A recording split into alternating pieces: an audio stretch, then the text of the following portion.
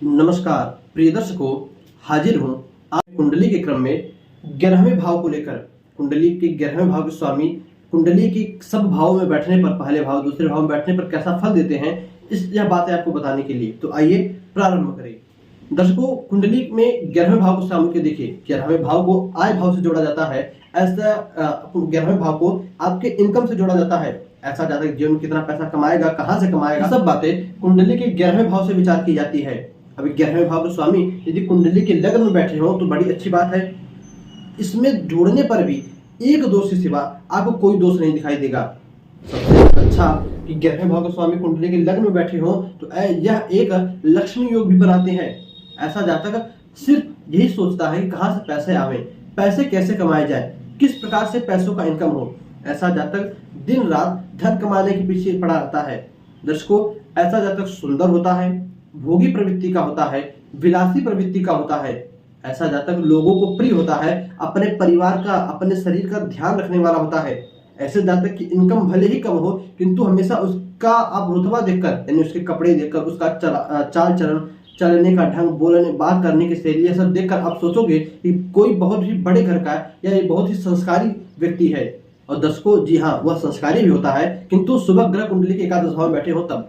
इसी के साथ ऐसा जातक सूर्यवीर होता है, दानी होता है। अब मैंने जो कही एक दोष की बात, वह दोष यह है कि ऐसा जातक तृष्णा से के साथ जन्म लेता है। तृष्णा के साथ मतलब जो कुछ भी देखे, चाहे वह उससे काम की हो चाहे ना काम की हो, उसके मन में आता है कि यह चीज मेरी हो जाए। हर चीज को अपना बनाने की चाह रखता है। और कोई ऋषि लोग तो कहते हैं, भाई जो ज्योतिष के मर्मज्ञ हैं, विद्वान हैं, वो ये भी कहते हैं कि अपने इसी तृष्णा के कारण, अपने इसी लालच के कारण ऐसा जातक एक ना एक दिन बहुत ही जल्दी अल्पायु में ही मृत्यु को प्राप्त हो जाता है। बहुत कम समय में मृत्यु को प्राप्त हो जाता है। कुंडली के 11वें भाव को स्वामी कुंडली के दूसरे भाव में बैठा हो तब भी यह एक लक्ष्मी योग है। ऐसा जातक अपने कमाए हुए धन को बहुत ही अच्छे खासे तरीके से इन्वेस्ट करता है, स्थिर ढंग से रखता है। और कहीं 11वें भाव के स्वामी कुंडली में पापक ग्रह बनकर कुंडली के दूसरे भाव में बैठे हों तो ऐसा जातक अल्पायु होता है, अल्पधनी होता है, अल्प सुखी होता है। यानी थोड़े समय के लिए धनी बनता है, थोड़े ही समय के लिए सुखी भी रहता है, और थोड़ा सा ही उसका भाग्य रहता है। उसके बाद उस जातक को दुख ही भोगना होता है। एक खोटे सिक्के की तरह उसे कहीं भी पूछ नहीं होती। दर्शकों, कुंडली में 11वें भाव के स्वामी कुंडली के तीसरे भाव में बैठे हों तो ऐसा जातक अपने भाई तथा परिवार से लगाव रखता है। कभी भी अपने भाइयों को, अपने बहनों को, परिवार का साथ नहीं छोड़ता।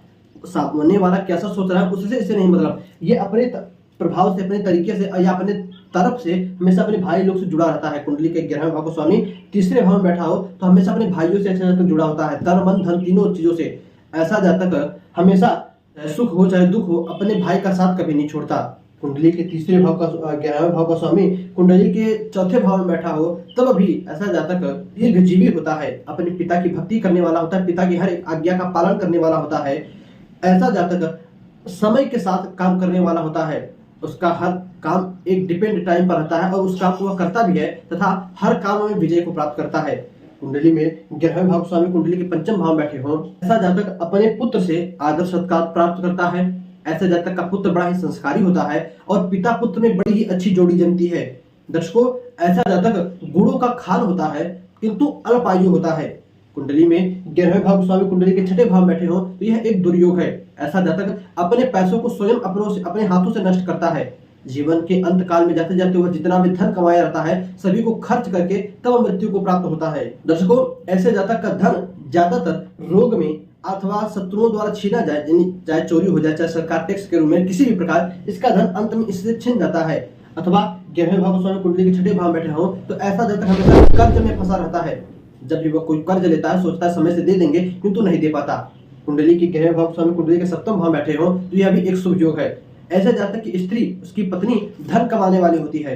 ऐसा जातक की स्त्री, उसकी पत्नी ही एक अच्छी खासी रकम कमाकर उस जातक को देती है। उसकी पत्नी सुंदर होती है, सुशील होती है और उस जातक की आज्ञा मानने वाली होती है।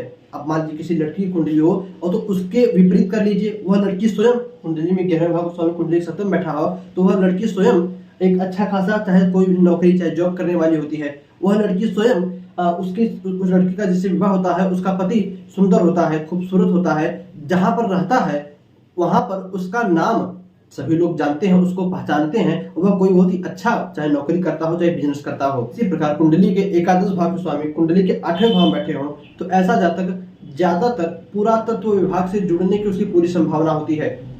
पुरातत्व विभाग से नहीं जुड़ा है तब ऐसा जातक आप कह सकते हो कि रोग से थोड़ा बहुत पीड़ित रहता है, अथवा जब अष्टम भाव स्वामी की महादशा आती है तब इस जातक के जीवन में काफी बड़े बदलाव आते हैं। कुंडली के 11वें भाव स्वामी कुंडली के 9वें भाव में जुड़े हों तो ऐसा जातक धार्मिक होता है, देवी देवताओं का पूजन करने वाला होता है, अपने पिता की आज्ञा का पालन करने वाला होता है, पिता की हर एक बात मानता है, तथा अनेक विषयों में, अनेक शास्त्रों में, हमारे जितने भी वेद पुराण है, चारों वेद हो गए, 6 शास्त्र हो गए, इन सभी में ऐसा जातक निपुण होता है, थोड़ी बहुत जानकारी हर विषय में रखता है, अपने गुरुओं का पूजन करता है। दर्शकों, कुंडली के 11वें भाव के स्वामी कुंडली के 10वें भाव में बैठे हों तो ऐसा जातक अपने माता का भक्त होता है, अपनी माँ की हर एक बातों का पालन करने वाला होता है, किंतु अपने पिता से द्वेष रखता है। अपने पिता से, भाई पिता का भाव है, किंतु पता नहीं क्यों ऋषि मुनियों ने यही लिखा है, इस सूत्र में यही लिखा है कि माता से जो है अपनी माता का हर आज्ञा मानता है, किंतु पिता से द्वेष रखने वाला होता है। ऐसा जातक अपने भाई परिवार का भी अच्छे खासे ध्यान रखता है, उनके साथ हमेशा टाइम बिताता है।